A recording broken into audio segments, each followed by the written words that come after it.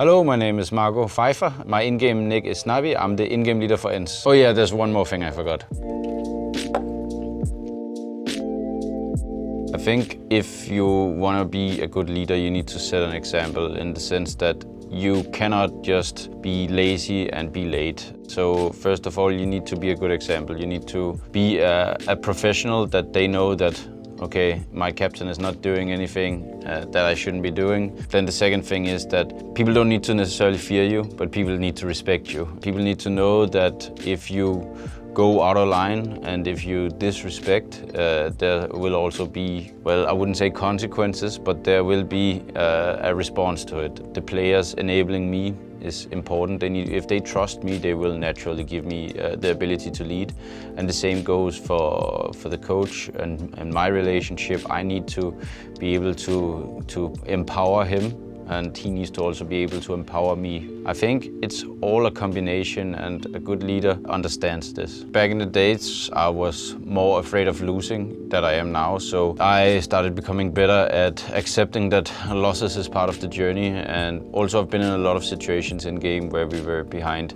I've been behind 14-2 in a map 3 and won the series. Against FaZe, we were down 8-1, I think, and 27-24 in a stage game, and we came back. So when you have been through the situations and you have had success there before, you also know that that success can come even when things look dark, and I think that has helped me, especially over the years. I don't want people to be afraid of the moment. I don't want people to be afraid to do what is necessary to win. If you play scared and you play not to lose, I think that's a bigger mistake. When you play with a lot of pressure, people need to realize that, yes, it's okay to fail, it's okay to do some mistakes, but I need to play the way I feel, because you play the best Counter-Strike when you play intuitive based.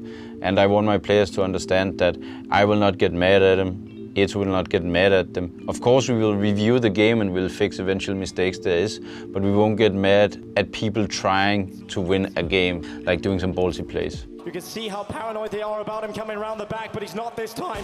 Rin, oh, they go in. Some players in Snappi, 2 kills away.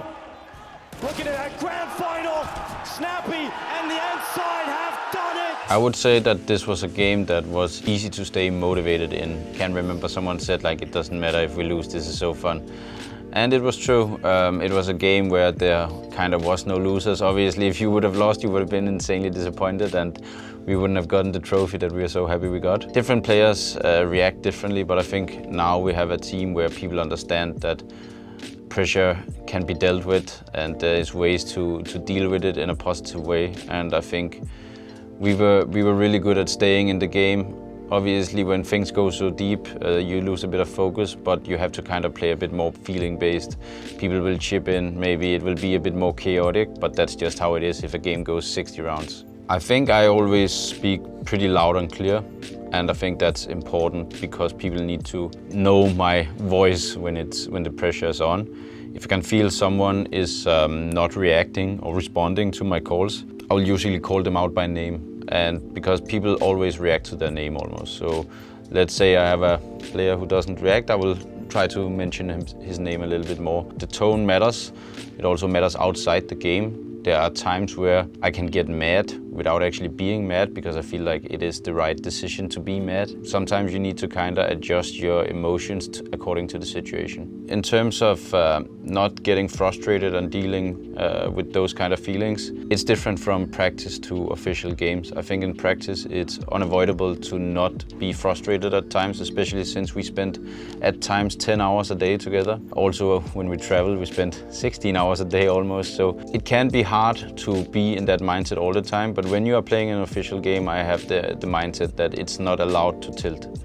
It is literally not allowed. Of course, you can get frustrated for 10 seconds, but then you need to be able to reset. And if you're not mentally strong enough to reset, you shouldn't be playing at a pro level. You need to command in and outside the server. It's super important to do it in-game with the right tone, with the way you speak, but it's also important to outside the game do it and establish the respect needed in order for people to want to listen to you and want to follow your calls. So now that you listen to this, you know all about how to lead in game.